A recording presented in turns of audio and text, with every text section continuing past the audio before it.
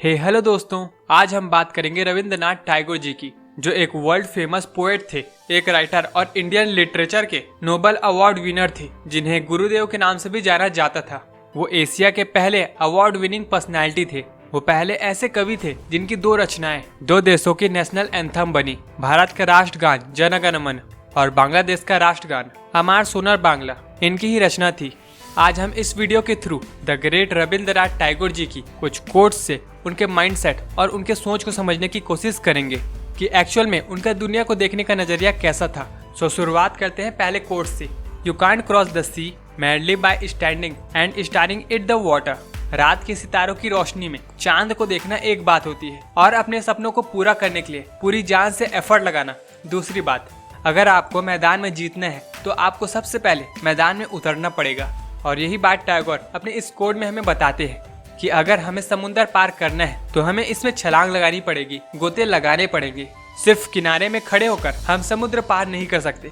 हमारे छोटे से छोटे एक्शन हमारे रिजल्ट में मैटर करते हैं। इसीलिए तो जेम्स क्लियर ने अपने बुक में कहा है कि एवरी सिंगल % का इम्प्रूवमेंट आपके लाइफ में कितना बड़ा चेंज ला सकता है। इसलिए छोटा ही सही, लेकिन आपको एक्शन लेते रहना चाहिए।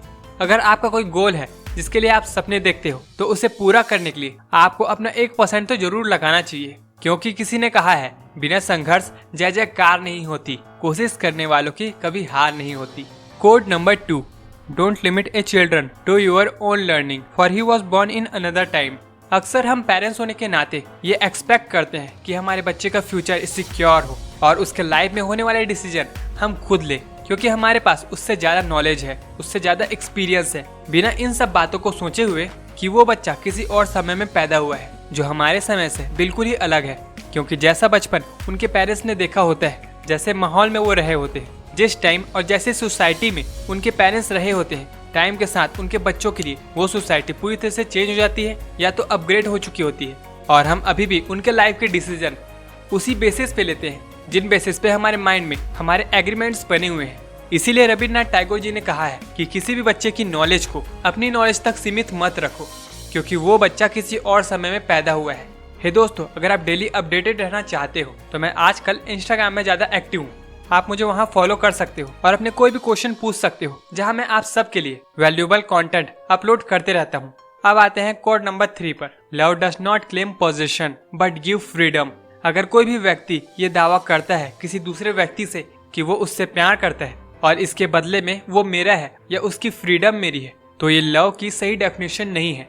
लव एक्चुअल में अनकंडीशनल फीलिंग होती है, जिसमें कोई भी कंडीशन नहीं होती, ना ही मैं और तुम जैसे वर्ड्स होते हैं। प्यार कभी भी अधिकार का दावा नहीं करता, बल्कि फ्रीडम देता है किसी भी काम को करने का।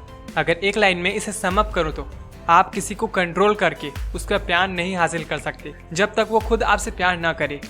रविंद्रनाथ टैगोर जी की one of the best code जो मुझे लगता है वो ये है, it is very simple to be happy but it is very difficult to be simple. बहुत सारे लोग इस कोड को अच्छे तरीके से समझ नहीं पाते, क्योंकि एक्चुअल में किसी भी कोड को आप अपने हिसाब से अलग अलग पर्सपेक्टिव से इसकी मीनिंग निकाल सकते हो।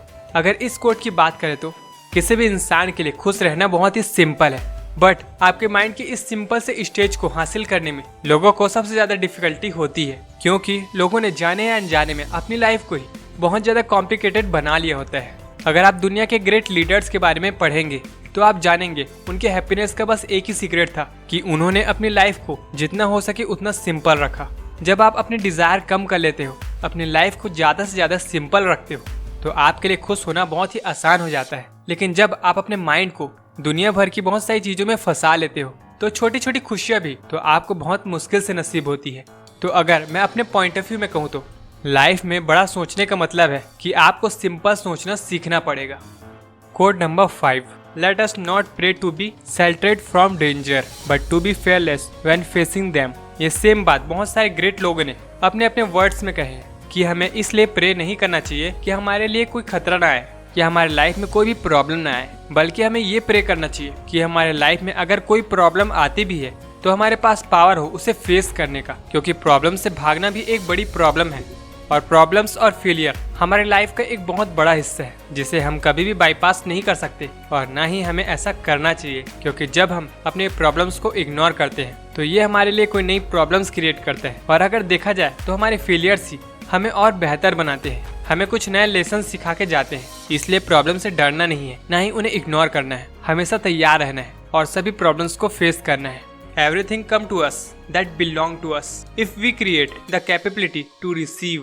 दोस्तों, मैंने एक बुक पढ़ी थी, द सीक्रेट। मुझे नहीं पता आप में से कितने लोगों ने पढ़ी है, लेकिन आपको जरूर पढ़नी चाहिए, जिसमें एक कमाल की बात कही है कि ये सारा यूनिवर्स सिर्फ आपके लिए है। आप जैसा चाहोगे वैसा आप पाओगे, बस आपको इतना कैपेबल बनाना पड़ेगा कि आप उसे रिसीव कर सको।